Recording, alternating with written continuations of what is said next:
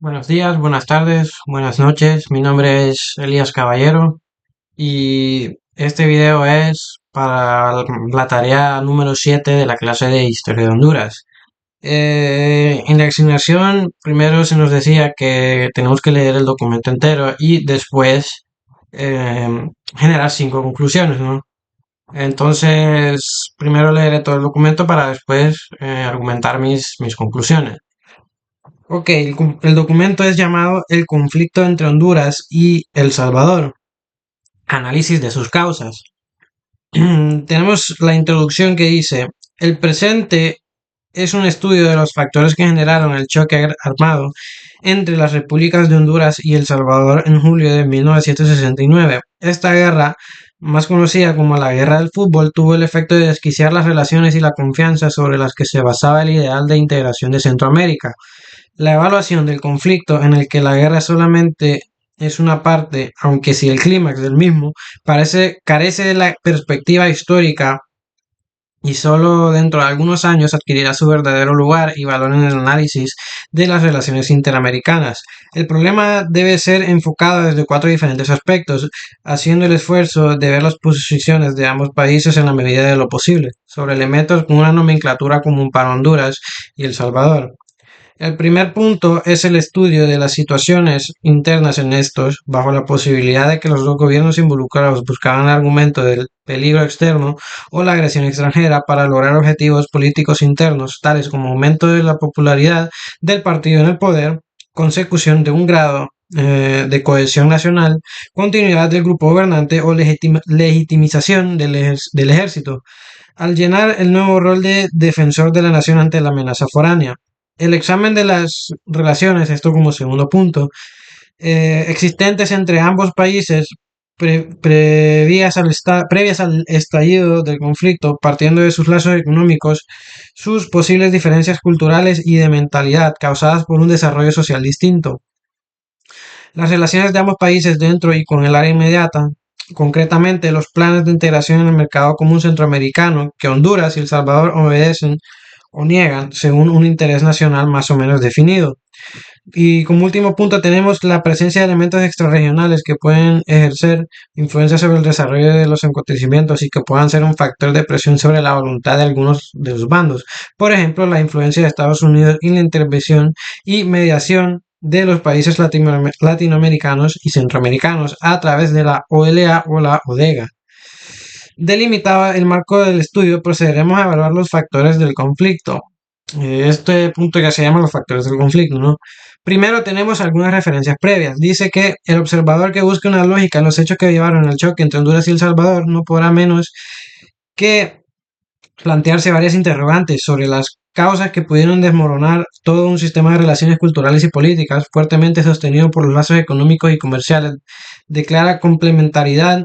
Las cifras de comercio entre ambos países, vistas sin desglosar, no hacen más que aumentar este asombro. Para 1968, el 39% del total de las exportaciones salvadoreñas se dirigían a Centroamérica y de estas el 27% hacia Honduras. Por su parte, el 17,5% del total de las exportaciones hondureñas se dirigían a la zona y de estas el 47% hacia El Salvador.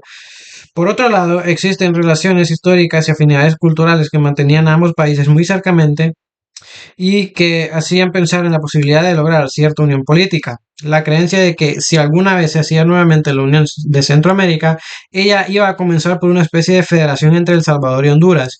Se basaba en una realidad concreta, la complementariedad geográfica, económica y humana.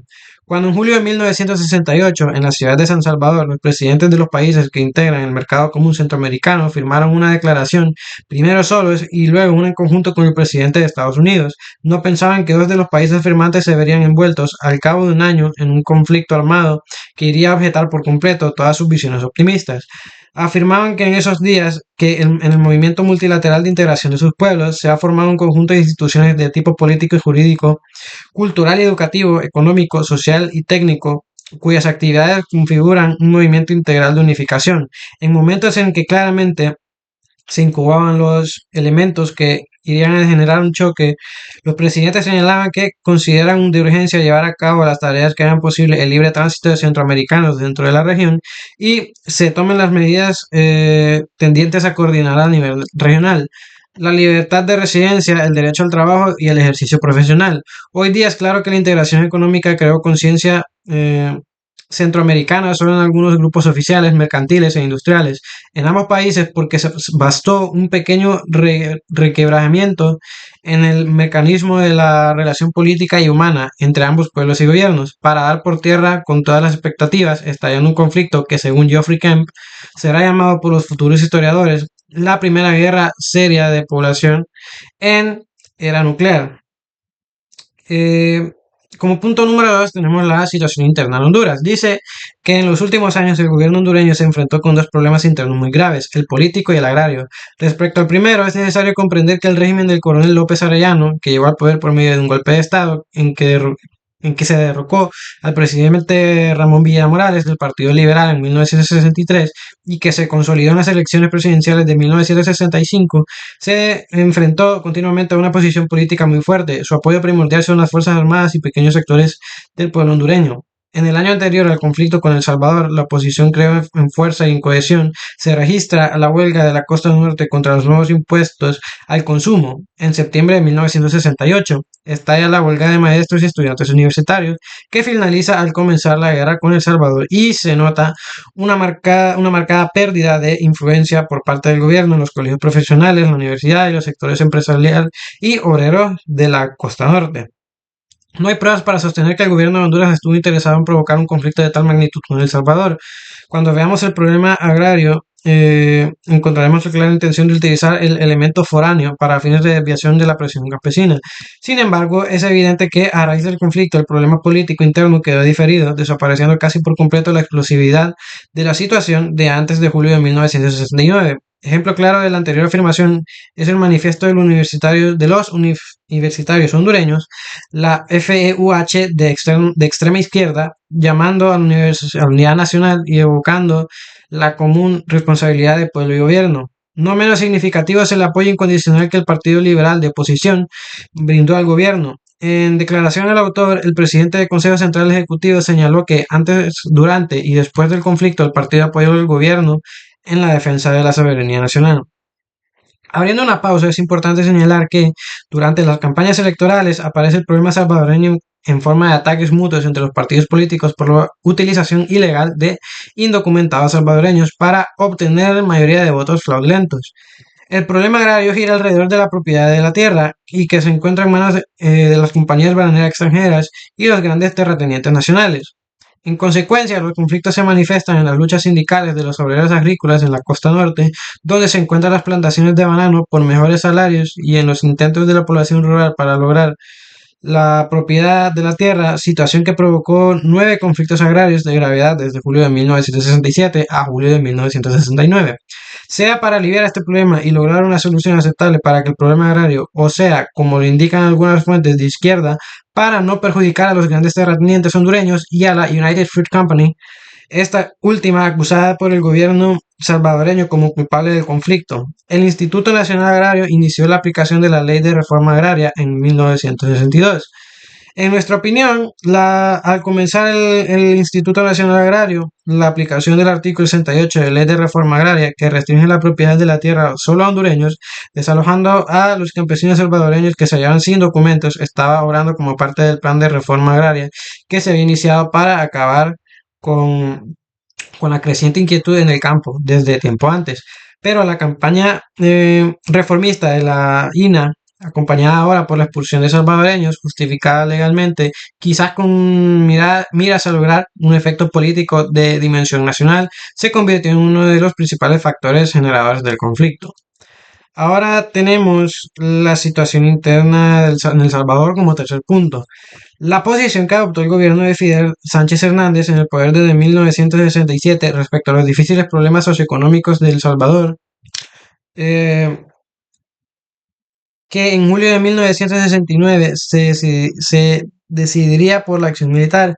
El presidente Sánchez Hernández llega al poder como candidato del Partido de Conciliación Nacional en las elecciones de 1967, con la simpatía de la burguesía media, apoyado por el Grupo Liberal de Ejército, bajo la promesa de realizar las reformas necesarias que promovieron el desarrollo de la pequeña y mediana empresa.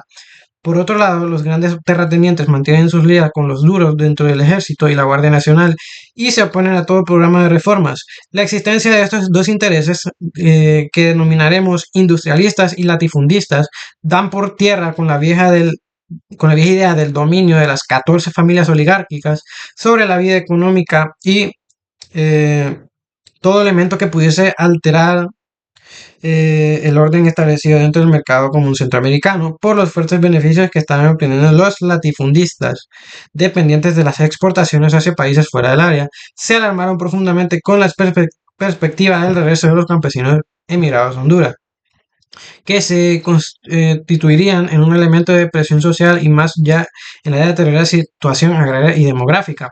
La existencia de estos dos sectores con intereses claramente definidos es fundamental para entender el porqué de la toma de una decisión favorable a la acción armada contra Honduras. En definitiva, el interés agrario tradicional de los grandes terratenientes se impuso sobre el interés industrialista, modernizante, dependiente del mercado centroamericano. Esta tesis de la existencia de dos sectores es, en nuestra opinión, claramente reconocida en este pequeño país. El actual viceministro de Economía de El Salvador señaló textualmente: se ha formado un sector industrial que comprende no solo inversionistas y ejecutivos, sino que abarca otros sectores de servicios que dependen de aquel para su prosperidad. Este nuevo grupo con intereses comunes ha venido desafiando abierta o indirectamente las estructuras tradicionales del poder que habían dominado hasta entonces el sector agrícola. La inquietud social, entre cuyos motivos se encuentran el desempleo y la situación agraria, caracterizada por un reparto desequilibrado sobre la propiedad de la tierra, incrementan la sensibilidad del gobierno salvadoreño frente al problema del rápido crecimiento demográfico del país. Bajo esta situación, los latifundistas pudieron imponer su punto de vista ante el regreso de los salvadoreños residentes en Honduras y ante el viraje de la política tradicional hondureña de ser receptorio de los excedentes de la población de El Salvador. Como punto número 4 tenemos la inmigración salvadoreña hacia Honduras. Dice que la presión demográfica, entendida en términos de un gran número de habitantes sobre cada unidad territorial, no da la visión exacta del problema en El Salvador. Este debe plantearse también como una situación demográfica en relación no al territorio del país o de la disponibilidad de tierras cultivadas, sino en función de las condiciones actuales de empleos existentes. Como se deduce de las cifras en el anexo 2, la actual estructura agraria del país no es propicia de la absorción de más mano de obra. Por otro lado, un estudio de la CIAP señala que hasta 1962 la industria y los servicios creados por esta proporcionaban 8.000 nuevos empleos por año frente a un aumento anual en la oferta de mano de obra que puede estimarse en más de 20.000 personas. La migración a Honduras comienza con la apertura de las grandes plantaciones bananeras en la costa norte a principios de este siglo, que atrae obreros agrícolas y sigue luego con campesinos y más recientemente con mano de obra semi-entrenada. La minoría salvadoreña en Honduras llega a contar con 300.000 personas, casi el 12% de la población total en este país. Unas encuestas realizadas por la Universidad Nacional de El Salvador señalan que la mayoría de los emigrantes lograron una posición económica y social superior a la que tenían en su país de origen. Una fuente salvadoreña señala la capacidad y laboriosidad del salvadoreño como razón de tal ascenso, lo que provocó también una cierta rivalidad entre el nativo hondureño y el emigrante del otro lado de la frontera. La migración de salvadoreños al vecino país se convirtió en un factor de discordia por dos razones. Primero, Honduras no tenía las condiciones para regular y absorber de manera organizada este movimiento migratorio. Segundo, El Salvador mantenía la tesis de la libre movilidad de mano de obra entre los países que comprenden el mercado común centroamericano, movilidad que le permitiría a la salida del excedente de población hacia los países vecinos. El cambio de política del gobierno hondureño meses antes de la guerra chocó en forma violenta con esta tesis y con los tratados que se habían acordado entre ambos países. Honduras y El Salvador estaban comprometidos en la cuestión de la movilidad de mano de obra y personas de un país al otro por una serie de compromisos bilaterales y multilaterales. En el Tratado de Asociación Económica, firmado en febrero de 1960, 10 meses antes de que se firmara el Tratado General de Integración Económica Centroamericana, en Managua se estipulaba que las partes contratantes garantizaban la libre circulación de personas y que ninguna medida de tipo legislativo o administrativo debería dificultar esta libre circulación. Otro ejemplo es el convenio bilateral firmado por ambos países en 1968, bajo el nombre del Tratado de Migración entre Honduras y El Salvador. En el mismo se estipula que los nacionales de uno de los países contratantes que a la fecha de suscripción de ese tratado se hallaran establecidos en el territorio del otro no serán objeto de expulsión por el hecho de carecer de los documentos que acrediten su residencia legal definitiva. En el mismo tratado también se prevé la expulsión a partir de la fecha de vigencia de este, en 1967, de todos los que ingresan al territorio del otro sin haber llenado los requisitos legales. De esta manera, el cambio de política de Honduras hacia su minoría salvadoreña estuvo en contradicción con los tratados firmados y con las propias expectativas del Salvador. Como punto número 5 tenemos el problema de la delimitación de fronteras. En 1965, disculpe, en 1895 y 1918, El Salvador y Honduras trataron por medio de convenios de fijar los límites fronterizos entre ambos. Sin embargo, nunca se llevaron a cabo las tareas prácticas para este fin y ambos reclamaban soberanía sobre territorios de uno y otro lado de una línea fronteriza mal trazada, la misma situación que mantuvo sobre algunas islas del Golfo de Fonseca. A fines de 1967, a raíz de una serie de incidentes fronterizos, funcionó una comisión interestatal de estudio que debía presentar un proyecto para la suscripción un tratado general de límites entre Honduras y El Salvador. Esta comisión redactó un proyecto de tratado, pero la aprobación de los gobiernos nunca llegó a materializarse. Honduras reclama la total propiedad sobre cayos e islas del Golfo de Fonseca. Así está señalado en su constitución, que asimismo prohíbe a cualquier autoridad con amenaza de ser juzgada por traición a la patria que firme cualquier acuerdo, tratado o haga concesiones sobre el territorio nacional. Sin embargo, Honduras insiste que es la República de El Salvador la que ha mantenido una posición definitivamente negativa para llegar a acuerdos fronterizos entre ambos países. A este respecto, el jefe de Relaciones Públicas de las Fuerzas Armadas de Honduras opina que la falta de una definición de fronteras fue propiciada por El Salvador a fin de tener pretexto para realizar incursiones en territorio hondureño y para, llegado el momento, hacer reclamaciones territoriales. Por otra parte, el gobierno de Honduras ha declarado en varias ocasiones que la falta de definición de las fronteras con El Salvador, por la negativa de este último a negociar, ha sido una de las causas principales del conflicto armado. La Embajada de Honduras en México declaró por boca del encargado de negocios que la raíz del grave conflicto es la falta de limitación de fronteras entre ambos. A su vez, el gobierno de El Salvador ve en este problema un factor secundario, ya que jamás se ha preocupado por delimitar fronteras con los países vecinos, pues sabe que a la larga Centroamérica será una sola nación. Otro argumento oficial versa en torno a que si El Salvador quisiera discutir el problema, para lo cual cuenta con documentos que harían prevalecer sus derechos sobre los territorios en disputa, no tendría con quién, ya que el gobierno de Honduras está impedido constitucionalmente de hacerlo.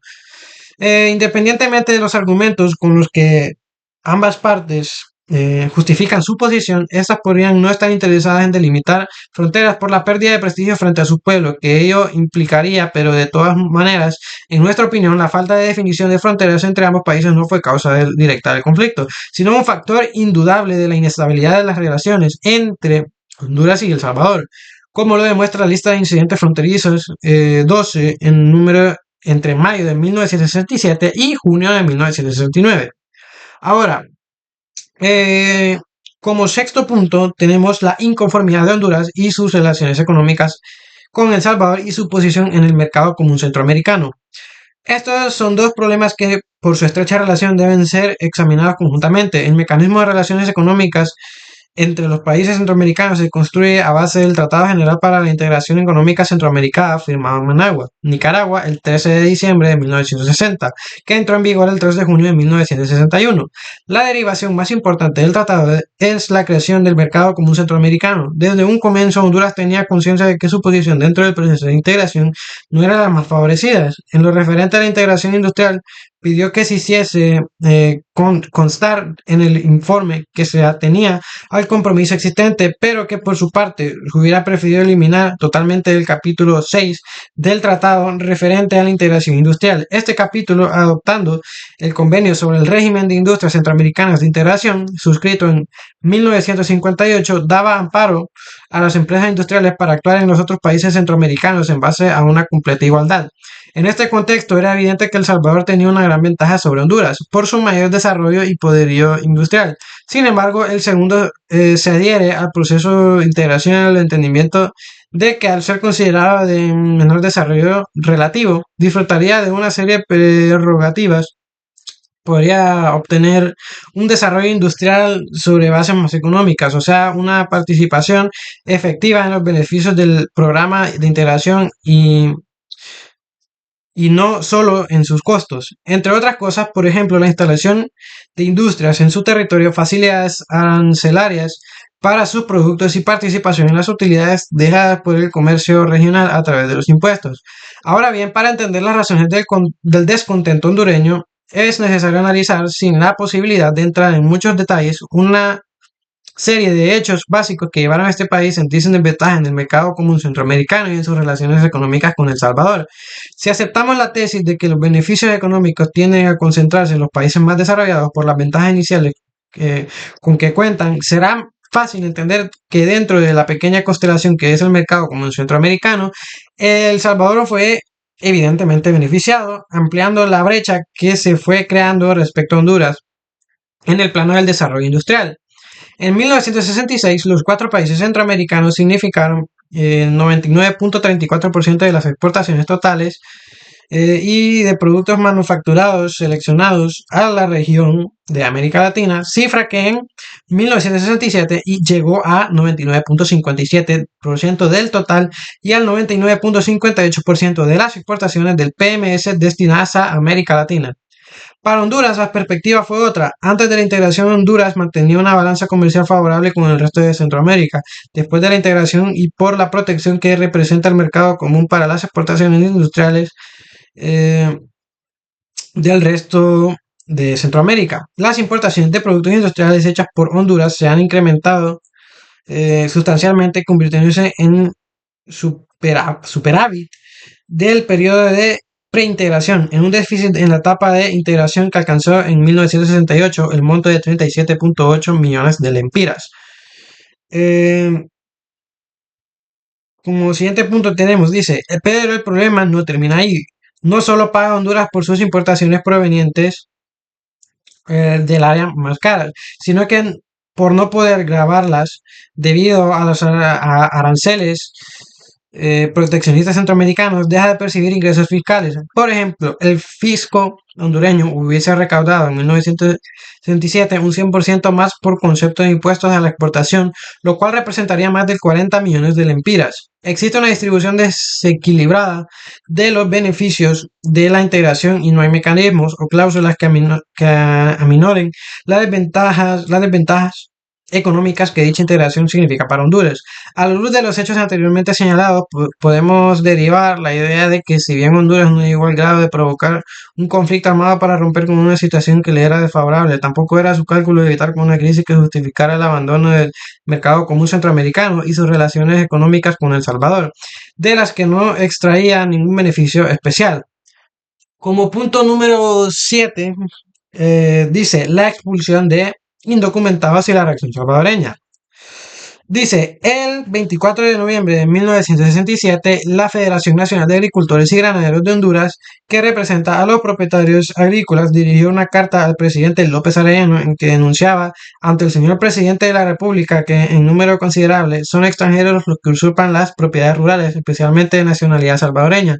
En una declaración posterior de la Federación Nacional de Agricultores y Ganaderos de Honduras, se acusaba al director del INA, Instituto Nacional Agrario, por no aplicar efectivamente la ley de reforma agraria. Esto se debe a que muchos de los que invadían tierras eran efectivamente de nacionalidad salvadoreña. Es así que cuando en abril de 1969 el Instituto Nacional Agrario comienza a desalojar a los campesinos salvadoreños, no hacía más que completar un círculo de planteamientos nacionalistas que eran parte de la posición que mantenía el gobierno de Honduras, que encajaba pues perfectamente con su descontento manifiesto de los resultados del mercado común centroamericano.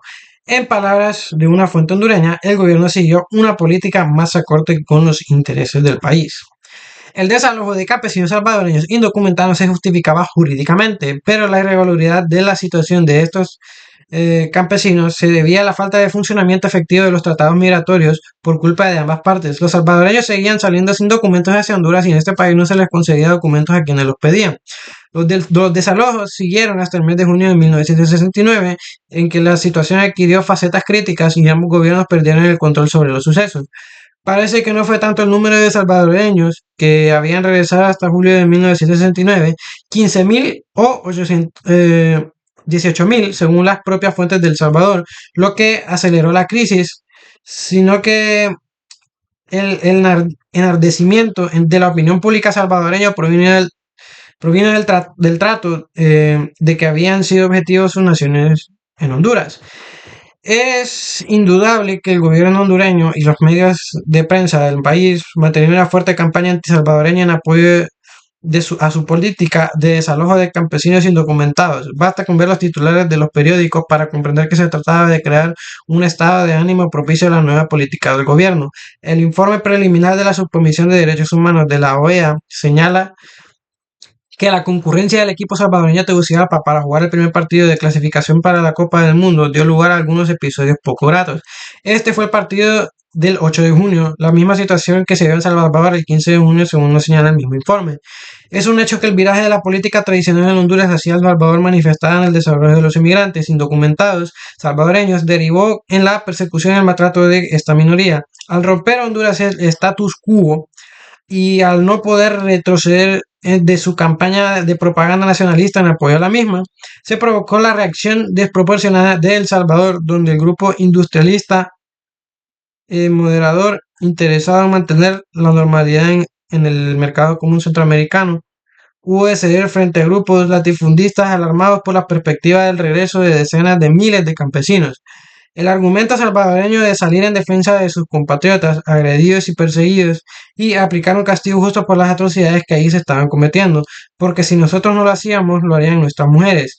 Es un argumento que no ha pasado la prueba de la realidad. En un documento reciente de la CEPAL se indica que los evacuados no han podido ser reabsorbidos por una serie de razones exclusivamente inherentes al gobierno y pueblos salvadoreños.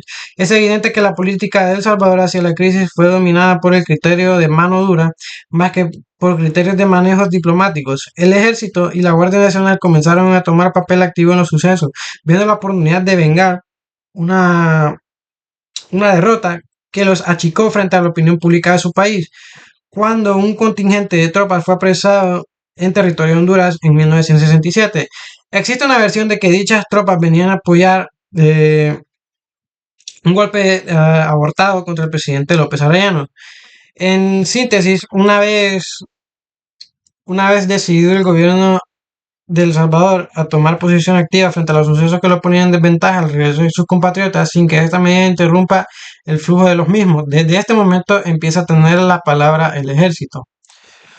Ahora, como punto número 8, tenemos la inefectividad de la Organización de Estados Americanos, o sea, la OEA, y de la Organización de Estados Centroamericanos, ODECA, para evitar el conflicto. Dice que con la ruptura de las relaciones diplomáticas entre ambos países por iniciativa salvadoreña, se acrecienta la sensación de la crisis en Centroamérica. La fecha misma de la reunión de cancilleres de Guatemala, Nicaragua y Costa Rica, 30 de junio de 1969, para constituirse en comisión mediadora, nos sugiere cierta incapacidad para encarar el conflicto que se venía gestando por lo menos desde hacía algunas semanas. Un análisis del contenido de la declaración de dicha comisión nos indica que se recomendaba alejar a ambos ejércitos de la frontera y también encontrar solución para que emigraran los excedentes de población hacia regiones de menor densidad demográfica del Istmo. Tratándose de recomendaciones donde no se señalaban los medios de su ejerción, sino que se dejaba a las partes encontrar por mecanismos de común acuerdo con ayuda de los mediadores, pero sin calendario, sin ningún tipo de medida compulsiva. Era una utopía creer que alguno de los dos países estaba dispuesto a renunciar a sus posiciones. En nuestra opinión, a esas alturas del conflicto, ninguno de los dos gobiernos podría renunciar a lo que se consideraba interés nacional inmediato. Su pena de perder el apoyo popular y el grado de cohesión nacional que estaban legitimizando sus acciones. En el caso de la actuación de la OEA, se le señalaba, criticaba su falta de acción inicial. La organización hizo su entrada en la escena demasiado tarde. El informe antes mencionado fue terminada de redactar el 14 de julio, pero no se presentó a la OEA sino hasta el 23 de julio de 1969. Por otro lado, la OEA nombró una misión pacificadora compuesta por los cancilleres de Centroamérica que estuvo destinada al fracaso porque se habían iniciado ya acciones bélicas en pequeña escala.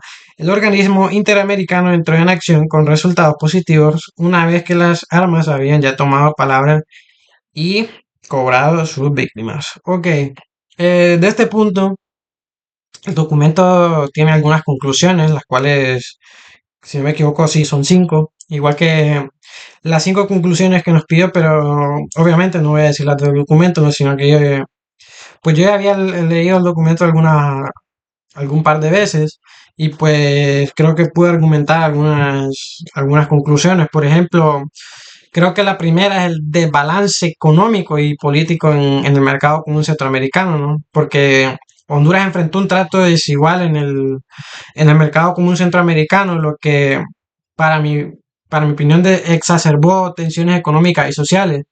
El diseño del mercado común centroamericano benefició, creo que muy desproporcionadamente a países como El Salvador, dejando a Honduras en una posición de desventaja fiscal y comercial, lo cual contribuyó al deterioro de las relaciones bilaterales, ¿no?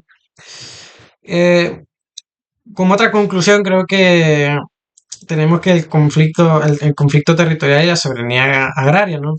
Ya que pues la creciente presencia de campesinos salvadoreños en tierras hondureñas, pues fue vista como una amenaza a la soberanía nacional y pues a los intereses de los terratenientes locales, y con mucha lógica, pienso yo, ¿no?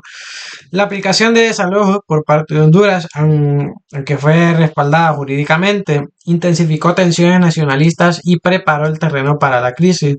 Creo que, pues, la creciente presencia de los campesinos salvadoreños al final supuso una amenaza y con justa razón, porque, bueno, o por lo menos creo que eso pensaron los hondureños en ese tiempo, que al final no puede venir alguien de otro país pues a quitarte el trabajo, ¿no? Pienso que eso fue lo que pensaron los hondureños en ese tiempo. Como tercera conclusión, tenemos que la propaganda nacionalista en ambos países, especialmente en Honduras, creó un estado de ánimo adverso que polarizó aún más la población. Pues, como sabemos, como se leyó en el documento, pues al parecer los medios de comunicación jugaron un papel clave en generar hostilidad entre las naciones. Y pues eso influyó bastante en la opinión pública, dificultando pues soluciones diplomáticas. Ya no había nada que hacer, sí. Pues la población ya estaba enojada por todo lo que se había visto, ¿no? Tenemos como penúltima, pues, la cuarta conclusión, que era la falta de implementación efectiva de tratados migratorios en Honduras y en El Salvador, ¿no? Junto con alguna incapacidad de los gobiernos de ambos países para resolver el problema de los migrantes salvadoreños, pues y esto evidenció debilidades institucionales que agravaron el conflicto. Bueno, al final eso es, digamos, culpa de los dos gobiernos, porque al final se vio como la deficiencia de ambos gobiernos de poder llegar a una conclusión, a una solución que podría beneficiarlos a ambos países, ¿no? Al final creo que ese tema, bueno, no sé, decir es una cosa y estar en el momento es otra, ¿no? Pero pienso que se tomó con cierta inmadurez por parte de los dos bandos, ¿no? Y bueno, por última conclusión tenemos la combinación de factores económicos, sociales y políticos llevó a una escalada de tensiones que resultó en una ruptura de relaciones diplomáticas. Y pues, como ya sabemos, la intervención militar, ¿no? Pues la falta de voluntad política para resolver los conflictos mediante el diálogo reflejó la prevalencia de intereses nacionalistas por encima de la estabilidad regional. Bueno, lo que decían, ¿no?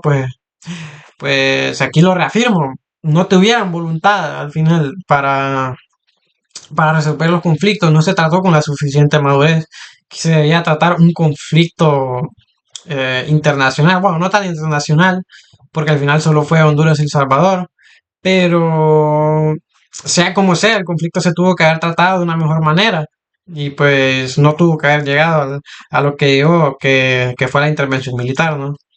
Y pues bueno, creo que eso es todo, esas son mis 5 conclusiones, esa es mi parte del trabajo, bueno, mi trabajo en general.